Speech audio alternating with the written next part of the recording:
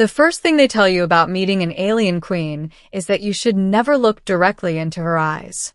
The second thing they tell you is that you probably won't remember the advice when the moment comes. I remembered both warnings clearly as the doors to the Hall of Resonance opened, yet I still failed at the first one. The chamber was enormous, carved from a living crystal that pulsed faintly with light, as if it were breathing. The walls shimmered with colors I didn't have names for, hues that shifted depending on your heartbeat. Every step I took echoed, not just in sound, but in memory, as if the room itself was listening. At the far end sat Queen Valeth of the Aethery. She was taller than any human, her elongated form wrapped in ceremonial plates grown, not forged, from iridescent biometal. A crown of branching crystal extended from her skull like frozen lightning. Her eyes, those impossible eyes, glowed with a soft violet light that pressed against my thoughts. And beside her throne stood a single empty dais. That absence was the real reason I was here. I was Earth's appointed xenolinguist and cultural liaison, sent to Ethar Prime after humanity's first successful contact 5 years earlier. My job was to translate, to smooth misunderstandings, to make sure interstellar diplomacy didn't collapse under the weight of mistranslation or cultural ignorance. But today, I wasn't here as a diplomat. I was here because I was the last human to see the Queen's daughter alive. The guards, sleek, four-armed sentinels with polished obsidian skin, stepped aside as I approached the center of the hall. The air grew heavier with every step, thick with pheromones and psionic pressure. The Aethery didn't just speak with words. They spoke with emotion, memory, and intent, layered together in ways humans were still struggling to understand. Queen Valeth raised one hand, and the room fell silent in a way that felt absolute. "Human Elias Grant," she said, her voice resonating directly inside my skull. "You are summoned because you carry truth." I swallowed. "Your Majesty." Her gaze never left me. "You traveled with my daughter during the Caros expedition." "Yes," I answered. "I was assigned to the joint survey team." She did not return. "No." She does not answer. "No." Each word felt like another weight added to my chest. The Queen rose from her throne. When an Aethery queen stands, the planet listens. I felt the crystal floor vibrate beneath my boots, as if the world itself were bracing for impact. "You will speak," Valeth said, "and you will not shape your words for comfort." That was when I knew there would be no escaping the truth. The daughter of stars. Princess Saleth was nothing like what humans expected an alien royal to be. She laughed easily. She asked endless questions. She was fascinated by human music, especially the old acoustic stuff, guitars, pianos, imperfect voices layered with emotion. She once told me that human art felt unfinished in a beautiful way. She was also brilliant. As a xenobiologist, Saleth had insisted on joining the Caros expedition despite her mother's objections. The mission was meant to explore a newly discovered system at the edge of mapped space, one rich in exotic energy signatures and potentially habitable worlds. Saleth believed it might hold answers about the ancient disappearance of several precursor species. I believed it would be another quiet research mission. We were both wrong. The trouble started when we reached Caros 9, a planet wrapped in perpetual twilight. Its surface was dotted with crystalline forests and deep, whispering canyons that interfered with our instruments. The readings didn't make sense. Physics bent slightly there, like reality was tired of obeying rules. Saleth was the first to notice the pattern. "This world remembers," she told me, her bioluminescent markings glowing faintly as she studied the data. "It has been wounded before." I laughed it off at the time. I shouldn't have. 3 days into the surface survey, one of the drones vanished without a trace. Then another. The team wanted to abort, but Salith argued passionately to continue. "There's intelligence here," she said. "Not hostile by nature. Only incomplete. Against protocol and against my better judgment, we stayed." On the fifth night, the planet answered. The signal. It began as a low-frequency hum that vibrated through our bones. The ground beneath the camp rippled like water, and the crystal trees leaned inward, their facets reflecting ghostly images that weren't there a moment before. Salith stepped forward before anyone could stop her.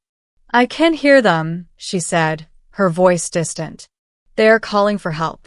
The rest of us heard nothing. Then the air tore open. Not violently.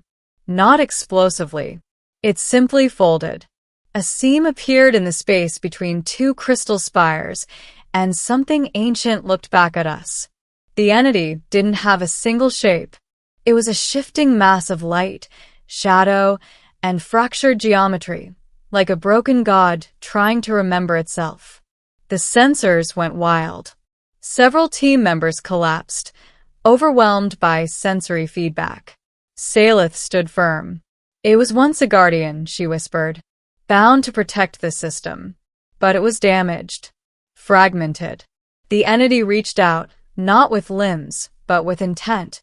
Andis Salith reached back. I shouted for her to stop. The guards raised their weapons. The scientists screamed conflicting orders. None of it mattered. The moment Salith made contact, the planet screamed. Memories flooded the air, visions of a long-dead civilization, of war against an enemy that devoured stars, of guardians sacrificed and bound to worlds as last lines of defense. The entity had been left alone for millennia, slowly unraveling. Salith understood what it wanted. Release. "It cannot remain like this," she said, tears forming along the luminous lines of her face. "It is suffering. There's no guarantee letting it go won't destroy this system," I argued. "Or us." She looked at me, then really looked at me. "Some risks," she said softly, "are moral necessities." Before anyone could stop her, Salith stepped fully into the light. The seam closed behind her, and the screaming stopped. Aftermath, the entity vanished. The planet stabilized. The strange readings normalized as if nothing extraordinary had ever happened. Salith was gone. We searched for weeks. We scanned every frequency, every dimensional layer we knew how to access. There was no trace of her, no body, no signal, no echo.